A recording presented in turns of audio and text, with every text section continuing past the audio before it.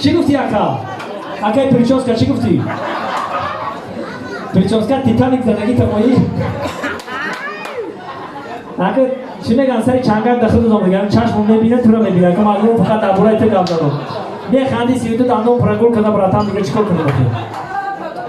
یا دیگهش خانیده است داشت رنگی دیسکوتیکایی پری فناری کرداش البته سرجام خوشی به خرسندی میکنیم رقص و بازی میکنیم غم دو هدیه از دل بیرون میگیم هر گپی میگیم شوخی کنه گپ بزنیم برادرای عزیز برای خوشحالی میگیم ساعت 12 شب گذشت یاد چیستونک میگم چیستونک یگام گپی اخلاقی نیست همش کتابیه گم جواب میگم ایرا بیرا کلاش کجالا نه ایرا بیرا کلاش کجالا و پروود میشوم یک تزدم دو تکشو چی میشوم زینو ازنگه است ما مرده گرم چی گپی گفتم یه چیزی یه چشمه میکو بینی پشمه چی میشوم سوزن و رشته ما یگام بایش نیست ها؟ دیگه سرش کلا یول داره یا یکو دو نول داره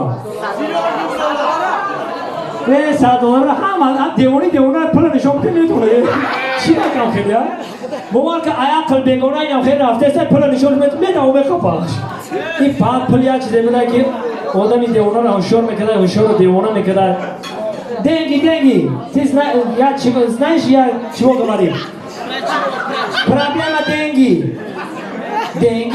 все ты решаешь деньги апа ты доллар хотика мезане ки русский Rusия 100 рубля 50 рубля 60 рубля сам баламуш не нормально ҳами деньги боша ку деньги есть на кармана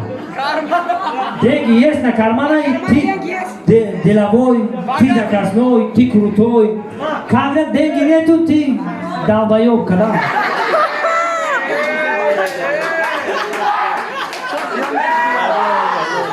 не охи я слово ты говори да вақте ки пул надори девонаи худо бигирад пул дошта боша одами зури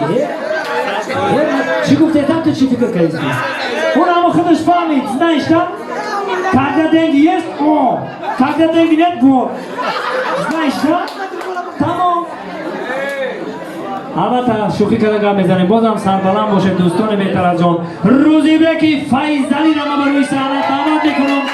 با ترانه‌های بزمانه جزمانه تویانه